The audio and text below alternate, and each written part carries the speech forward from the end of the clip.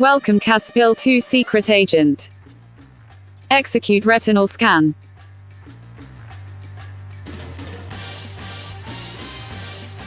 Access granted. Today's mission.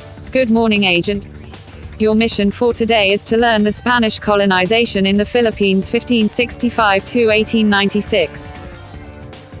Watch and learn. Your lesson will include the following.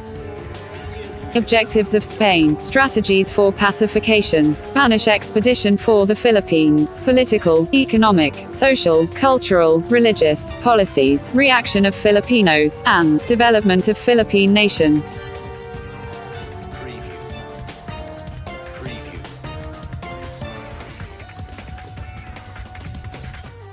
File. Objectives of Spain. Commence.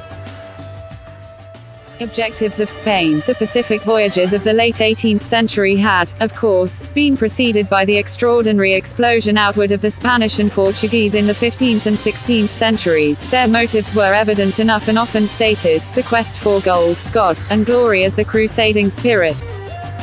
Gold, trade under colonialism. Gold refers to the search for material gain through acquiring and selling Asian spices, African slaves, American metals, and other resources. Spain was searching for the so-called Spice Island, and also with the fact that they didn't reach the said island for certain reasons such as Muslims taking monopoly over a trading gateway, making them find another way but arrive instead in the Philippines, a homogeneous island. Making the food more palatable to the most discriminating medieval tastes triggered the search for spices of all sorts. Pepper, cinnamon, cloves, ginger, nutmeg, which were indigenous to the East. The tremendous profits European trade brought to nation-states, particularly Portugal and Spain, intensified European rivalries for the fabled source of Oriental products. The Spaniards closed the ports of Manila to all countries except Mexico. Thus, the Manila-Acapulco trade, better known as the galleon trade, was born. God, the power of faith. God refers to the militant crusading and missionary traditions of Christianity, characterized in part by rivalry with Islam and hatred of non-Christian religion. Spanish colonizers actually went to the Philippines to fulfill the death wish of Isabel I, who said that she would donate all her wealth for the conversion of the Indies. This was fulfilled by Felipe I. Glory. Trace of colonization. Ultimately, it was not just Isabel's wish which helped the Philippines to be retained by Spain. Also, glory was to be found in the adventure and in the land they might claim, making them rich lords instead of poor sailors. Many average people longed to have celebrity status, so they would set out on an adventurous voyage on the open seas to see what they could find. Glory alludes to the competition between monarchies. The Europeans were competing with one another to have the most power. Based on mercantilism, nations believed their wealth would increase with each new colony they acquired. European nations, France, Spain, England, and the Netherlands, believed they would be the most powerful if they had more colonies than their neighbors. The European countries became rivals for power. Each nation wanted to be the best. Men who won battles or performed other great deeds were often rewarded by titles of nobility, land, money, and laborers. Since there was little land to be had in Europe, the discovery of huge amounts of land in the New World became a big motivator for individuals to seek personal glory there. The time the Philippines is under Imperial Spain, its discovery is propelled by gold, God, and glory.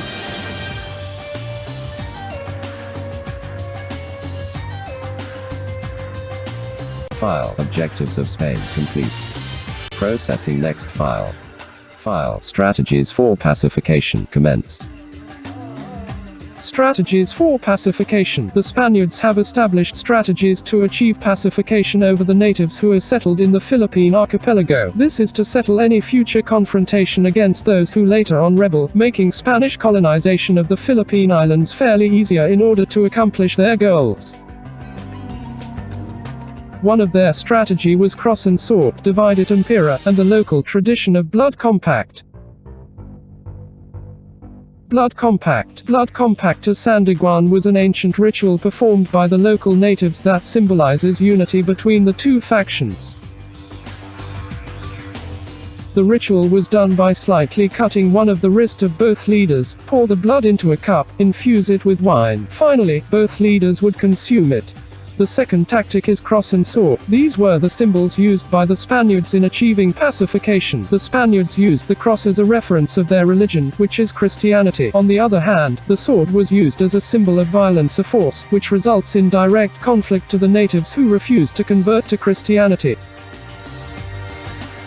The first one, cross, mainly focused on the evangelization of the natives. The Datu and his family will be the first ones to convert, so that other followers of the Datu will partake conversion as well. In order for the natives to fully convert to Christianity, they must abandon their current religion, which is animism. In addition to that, the natives were given the Doctrina Christiana, a book that consists of songs, prayers, hymns, and such, which were translated into the native language, that the Indios are obliged to memorize in order for them to participate in religious activities such as daily prayers as well as having to attend Mass. The second one, which is sword, is applied when a local native refused to convert to Christianity. The Spaniards therefore organized a policy called entrada. It was established for those who would reject conversion, and the punishment would be a direct attack. Only the Spanish forces are responsible for the implementation of the policy. Divided impera. The Spaniards have adapted this strategy from the Greek and Roman times, wherein the Spaniards would tear a large group of rebellion, subdividing them into smaller groups, to be able to gain more territorial control, stronger manpower, as well as the isolation smaller rebellious groups, who are unable to unite. Part of the strategy was the recruitment of local natives and use these natives as a force against the rebellion.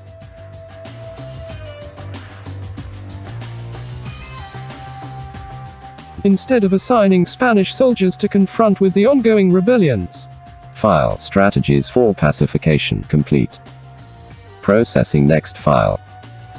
File. Spanish expedition for the Philippines commence. Spanish expeditions to the Philippines. The first expedition was led by Ferdinand Magellan. His primary goal was to find a westward route to the Spice Islands in Indonesia. On his way he encountered the Philippines. He landed on Homanhan Island on the 16th of March 1521.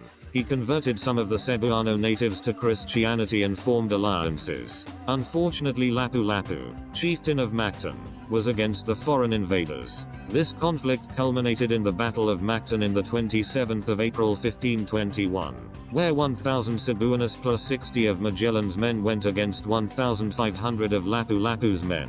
As a result of the battle, Magellan was killed by one of Lapu-Lapu's men, thus ending his expedition. The following expeditions were led by Garcia Joffre Loaiza, Sebastian Cabot, Alvaro de Saavedra, Ruy Lopez de Villalobos and Miguel Lopez de Legazpi. Only the last two were able to successfully reach the Philippines. Villalobos was able to reach the Philippines on the 2nd of February 1543. There, he established a colony in Sarangani but was unable to stay due to insufficient food supplies. His most significant contribution was naming the Philippines Las Islas Filipinas after Prince Philip, son of King Charles I.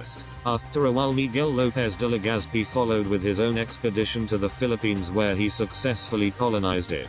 He arrived in the 13th of February 1565. He first arrived in Cebu and made his way to Leyte, Camiguin and Bohol. In the 27th of April 1565, Legazpi returned to Cebu and destroyed Raja Tupas town. King Philip II ordered 2,100 men from Mexico to help establish Fuza de San Pedro, which became the Spanish outpost in the Philippines. Legazpi ordered Martin de Goiti to lead an expedition to Manila with 300 men. Initially Raja Suleiman and his people accepted them, but they eventually grew hostile and led to a battle. Unfortunately, the Filipinos lost this battle because the Spaniards were better armed. Eventually Legazpi followed to Manila and conquered it, forming alliances as well with certain Rajas. In 1571 Legazpi ordered the construction of the walled city Intramuros and proclaimed it the seat of the government and the capital of the colony. Legazpi's body could still be found there in the San Agustin Church. File Spanish expedition for the Philippines complete. Processing next file. File Political and economic policies commence. Policies. Spain established a central government in the Philippines, which replaced the independent barangays of the natives. For the first time, the Philippine archipelago became one whole nation. Spain ruled over the Philippines overseas. The Spanish king governed the islands through the Viceroy of Mexico, which was another colony of Spain. However, when Mexico gained independence in 1821, the Spanish king ruled the Philippines through a governor-general who resided in the Philippines. The centralized government was composed of two branches, the national government and the local government. The national government is purely formed of Spanish officials. They collected taxes, built schools and other public works, and maintained peace and order in the country. The local government was in charge of provinces, cities, towns, and municipalities. Converted natives could take part in the local government as gobernadorcillos and cabezas. At that time, there was a union of the church and state. The governor-general is equal to the archbishop in terms of their power.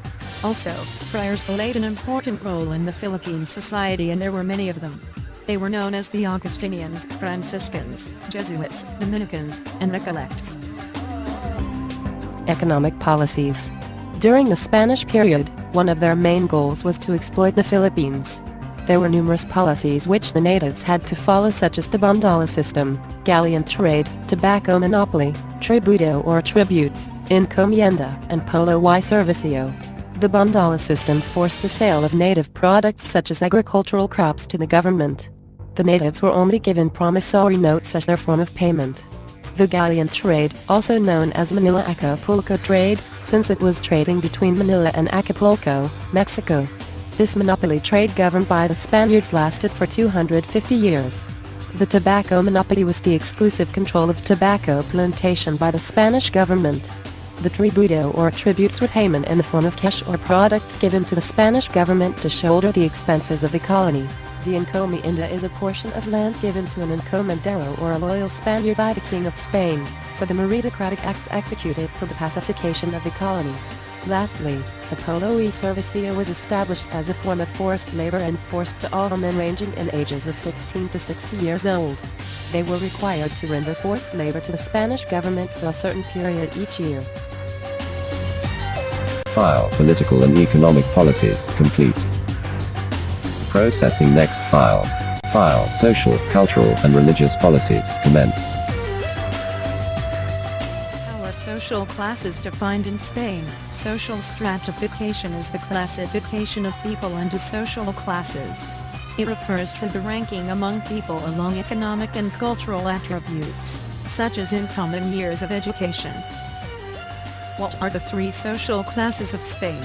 The three social classes of Spain are upper class, middle class, and lower class. As for the social pyramid, the highest group under the social pyramid is called peninsulars or insulars. The peninsulars are full-blooded Spanish living in the Philippines and born in Spain, while the insulars are full-blooded Spanish living and born in the Philippines. Next, we have the ilustrados, also known as the enlightened ones. They are the wealthy group of individuals born in the Philippines and were able to study abroad. Third, we have the Chinese or Spanish mestizos. This group consists of people with mixed racial origins and economically sufficient. Lastly, the Indio/Sangli are the last group in the social pyramid. The Indios are the native or full-blooded Filipinos, while the Sangli are full-blooded Chinese living in the Philippines. When the Spaniards arrived in the Philippines in 1521, the colonizers used art as a tool to propagate the Catholic faith through beautiful images. With communication as problem, the friars used images to explain the concepts behind Catholicism, and to tell the stories of Christ's life and passion. Images of the Holy Family and the saints were introduced to the Filipino psyche through carved santos, the Via Crucis, Stations of the Cross, engravings on estampas and stampitas, and through paintings on church walls. The art of the Philippines is very diverse. It includes painting, dancing, weaving, sculpting, engraving, pottery and other forms of art. The influences from Spain have become permanently embedded in Filipino culture. The Filipino people themselves have internalized them. They cannot be undone anymore. For good or bad, they have introduced the Filipinos into the world of Spanish culture, into the world of Spanish civilization and its products. When the Spaniards came to our country, they introduced to us Christianity, wherein Filipinos should be baptized and be converted into Christians.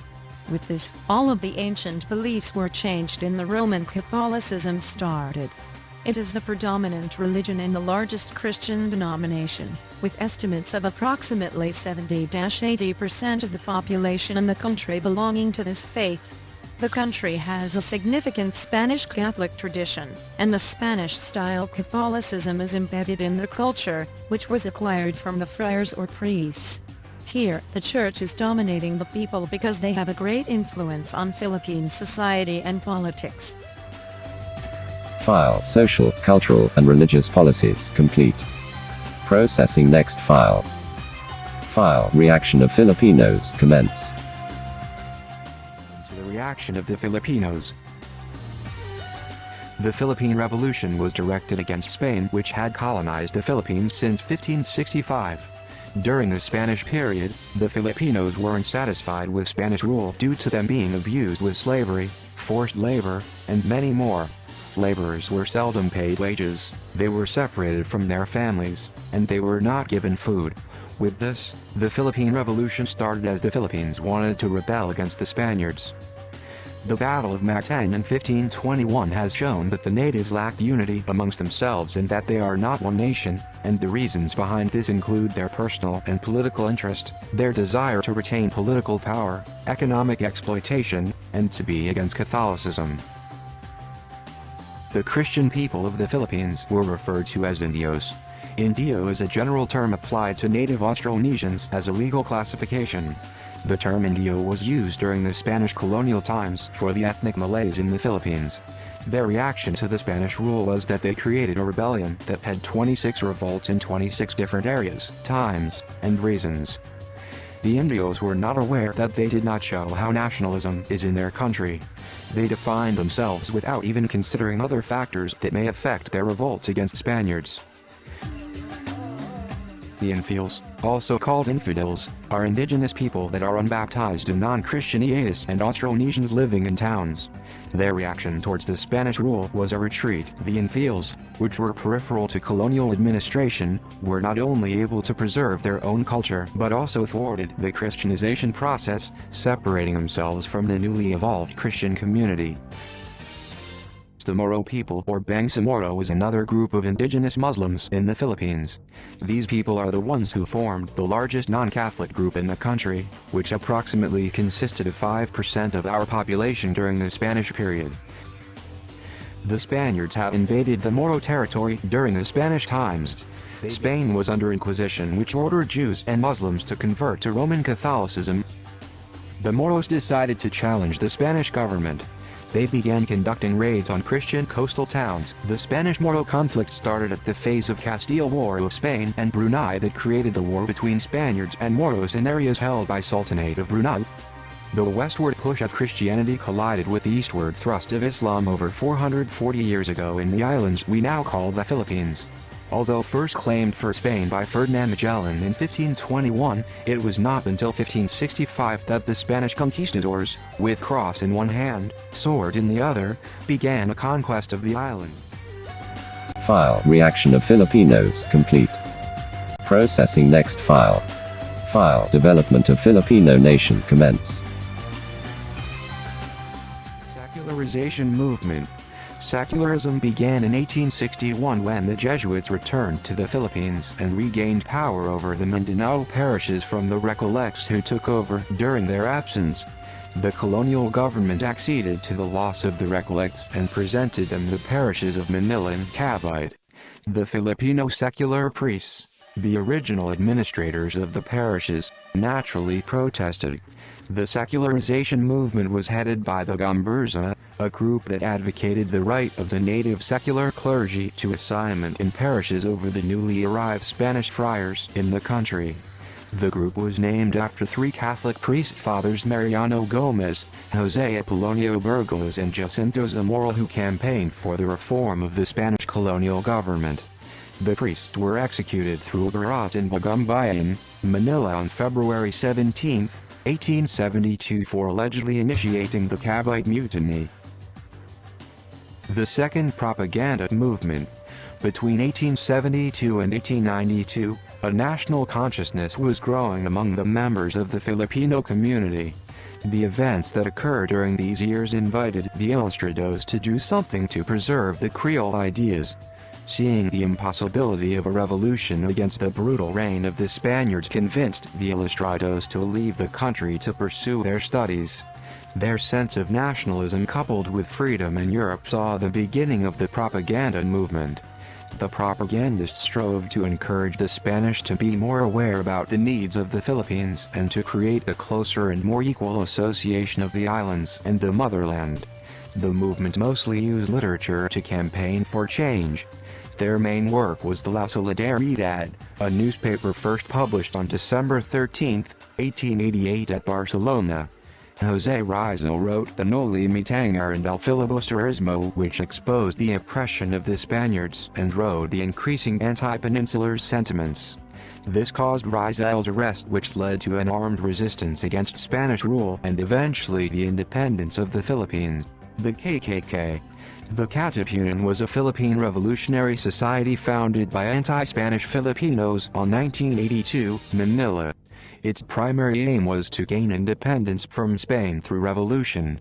Being a secret society, its members are subjected to utmost secrecy and were expected to abide with the rules established by the society.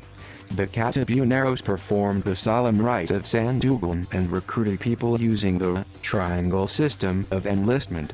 The Katipunan had its own publication, Ang GALLEON, The Liberty, that had its first and last print on March 1896. The secret society's existence was revealed to the Spanish authorities after a member named Teodoro Patino confessed Katipunan's illegal activities to his sister. 7 days after the wrong turn of history, Bonifacio and his men tore their cedulas during the infamous cry of Pugadlawan that started Philippine Revolution. File development of Filipino nation complete. Processing next file. Good luck, Caspill 2 secret agent. The world is counting on you.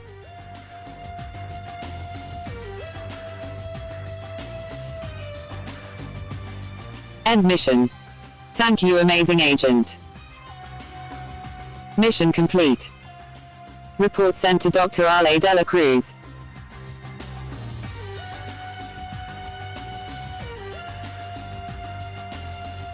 Submitted by Austria, Vince, Aquino, Patrick, Calacday, Jauin Cu, Dianne Ong, Aira, Samorano, Jillian Tiu, Elaiza